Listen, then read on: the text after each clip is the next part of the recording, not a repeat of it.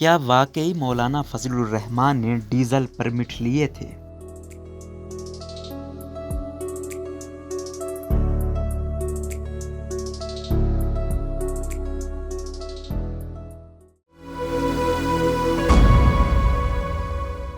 صحافی اظہار اللہ کے مطابق وزیر اعظم پاکستان عمران خان اپنی تقاریر میں گزشتہ کئی دنوں سے جمعیت علماء اسلام کے سربراہ مولانا فضل الرحمان کے لیے غیر شائستہ نام مسلسل استعمال کر رہے ہیں، جس پر بحث گرم ہے۔ فوجی سربراہ کے مشورے کے باوجود وزیر اعظم مولانا فضل الرحمان پر ماضی میں لگائے گئے الزام کو دہرا رہے ہیں۔ یہی الزام گزشتہ روز لوردیر میں ایک جلسہ عام کے دوران پھر لگایا گیا۔ مولانا فضل الرحمان کو ماضی میں بھی ان کے سیاسی مخالفین کی جانب سے اسی نام سے پکارا گیا ہے اور مولانا کو کرپٹ ثابت کرنے کے لیے استعمال کیا جاتا ہے، لیکن شاید بہت کم لوگوں کو معلوم ہو کہ اس نام کے پیچھے کہانی کیا ہے اور جس تناظر میں اس کا استعمال کیا جاتا ہے کیا اس میں کوئی صداقت بھی ہے۔ تیل مطلب ڈیزل پرمٹ بیچنے کا الزام کیا ہے؟ سب سے پہلے یہ جاننا ضروری ہے کہ مولانا کے لیے یہ نام کس تناظر میں استعمال ہوتا ہے۔ اس حوالے سے سینئر صحافی و تجزیہ کار حامد میر نے انڈیپینڈنٹ اردو کو بتایا کہ 90 کی دہائی 1993 سے لے کر 1996 میں جب بے نظیر بھٹو کی حکومت تھی تو مولانا فضل الرحمان ان کے اتحادی تھے اور اس وقت وہ خارجہ امور کی کمیٹی کے سربراہ بھی تھے۔ حامد میر کے مطابق اسی دوران افغانستان میں طالبان کی حکومت آ گئی تو مولانا فضل الرحمان پر اپوزیشن جماعتوں نے، جن میں پاکستان مسلم لیگ نون بھی شامل تھی، یہ الزام لگانا شروع کر دیا کہ مولانا نے طالبان کو ڈیزل کے پرمٹ فروخت کیے ہیں۔ حامد میر نے بتایا کہ اپوزیشن جماعتوں کی جانب سے یہ الزام اس وقت لگا، لیکن اس حوالے سے کوئی ثبوت سامنے نہیں آئے۔ بعد میں جب پرویز مشرف 2002 کے انتخابات میں حصہ لے رہے تھے تو پاکستان مسلم لیگ کاف نے یہی الزام دہرایا اور اس وقت عمران خان مولانا کا دفاع کرتے تھے، تو اس کا مطلب یہی ہے کہ یہ محض ایک الزام ہے اور مولانا کے مخالفین نے یہ الزام مختلف اوقات میں لگایا ہے۔ حامد میر نے بتایا کہ مولانا فضل الرحمان کے لیے یہ نام پہلے کالم نگار عطاء الحق قاسمی نے اپنے کالم میں استعمال کیا تھا اور اسی کالم میں اس الزام کا ذکر تھا جو بعد میں سیاسی مخالفین نے اچھل کر استعمال کرنا شروع کر دیا۔ حامد میر کی جانب سے اس حوالے سے ایک 2019 میں روزنامہ جنگ میں کالم بھی لکھا گیا ہے جس میں کہا گیا ہے کہ سیاسی مخالفین نے اس اصطلاح کو تانے کے طور پر استعمال کرنا شروع کر دیا اور یہ زمانہ تھا جب نواز شریف بے نظیر بھٹو کی حکومت کے خلاف تحریک نجات چلانے میں مصروف تھے۔ حامد میر نے انڈیپینڈنٹ اردو کو بتایا کہ عطاء الحق قاسمی نے اسی کالم پر 2006 میں معافی بھی مانگی تھی، لیکن جس طرح الزام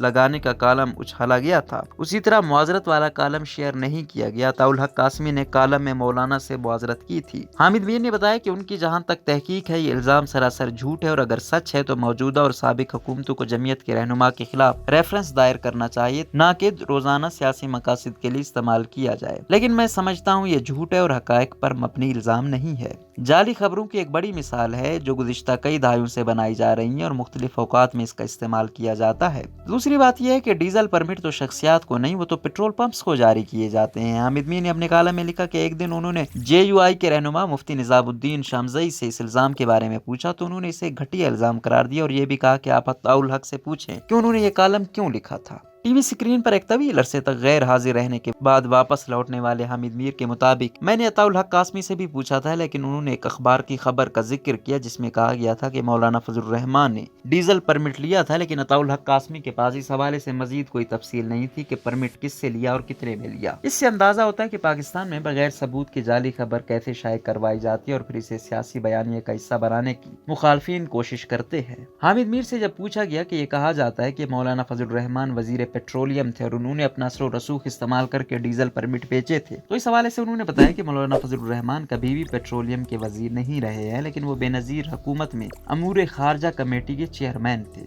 اس زمانے میں ڈیزل پرمٹ کیا ہوتا تھا؟ شمیم شاہد پشاور کے سینئر صحافی ہیں اور افغانستان جدوجہد سمیت طالبان کی 90 کی دہائی کی حکومت کو کوریج بھی کر چکے ہیں۔ انہوں نے بتایا کہ اس زمانے میں قبائلی علاقہ جات افغانستان کے لیے ٹرانزٹ روٹ تھے جس طرح اب بھی ہیں اور تجارت اسی راستے سے کی جاتی تھی۔ انہوں نے بتایا کہ افغانستان کے لیے گندم اور ڈیزل کے پرمٹ لیے جاتے تھے، یعنی یہاں سے افغانستان ڈیزل برآمد کیا جاتا تھا اور اس کے لیے پرمٹ لینا پڑتا تھا۔ شمیم شاہد نے بتایا کہ یہی الزام مولانا فضل الرحمان پر لگایا جاتا ہے کہ ان کو بے نظیر حکومت نے ڈیزل کا پرمٹ دیا تھا۔ مرحوم جنرل ریٹائر نصیر اللہ بابر بے نظیر بھٹو کی دوسری حکومت میں وزیر داخلہ تھے اور انگریزی اخبار دی نیوز کو 2007 میں دیے گئے ایک انٹرویو میں انہوں نے ڈیزل پرمٹ کا بھی ذکر کیا ہے۔ انہوں نے بتایا کہ مولانا فضل الرحمان نے ڈیزل پرمٹ لینے کی میڈیا کے سامنے خود تصدیق بھی کی ہے۔ نصیر اللہ بابر نے ایک سوال کے جواب میں دی نیوز کو بتایا کہ مولانا فضل الرحمان اتنے مطالبات کرتے تھے کہ ایک مرتبہ میں نے ان کے سامنے بے نظیر سے کہا تھا کہ مولانا کو اسٹیٹ بینک کی چابیاں دے دیں تاکہ ان سے جان چھوٹ جائے۔ انڈیپینڈنٹ اردو کو اس سٹوری کے لیے تحقیق کے دوران احتساب ادارے کی جانب سے مولانا فضل الرحمان کے خلاف درج کردہ ڈیزل پرمٹ لینے یا اس سے منسلک قسم کی کرپشن کا ریفرنس یا کسی قسم کا کیس نہیں ملا۔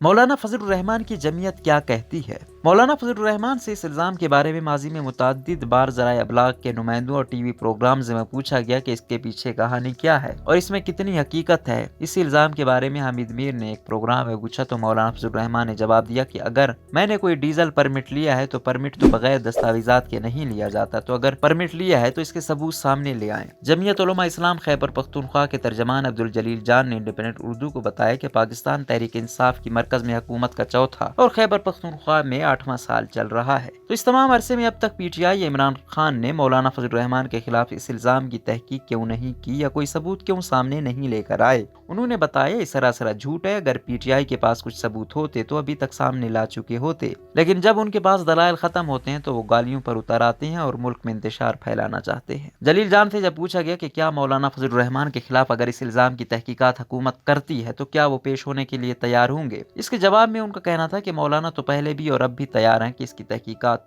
کی جائے، ایک غیر جانبدار احتساب ادارے سے کرایا جائے تاکہ دودھ کا دودھ اور پانی کا پانی ہو جائے۔ جلیل جان نے بتایا کہ یہی غیر شائستہ گفتگو وہ حکومت سے پہلے کنٹینرز پر کھڑے ہو کر کرتے تھے اور اب حکومت میں ہونے کے باوجود یہی رویہ اپنایا ہوا ہے۔ سیاسی اختلافات سیاسی جماعتوں کے مابین ہوتے ہیں لیکن تہذیب کا دامن کبھی نہیں چھوڑنا چاہیے۔ سیاسی مبصرین کے مطابق اگر حکومتوں میں اعلیٰ عہدیدار بھی سیاسی مقاصد کے لیے بے بنیاد الزامات کا سہارا لیتے ہیں تو یہ ان کی بے بسی کا شاہد اظہار کرتی ہے۔ وہ عدالت میں تو ثابت نہیں کر سکتے لیکن سیاسی پنڈال میں اس کا بھرپور استعمال کرتے ہیں۔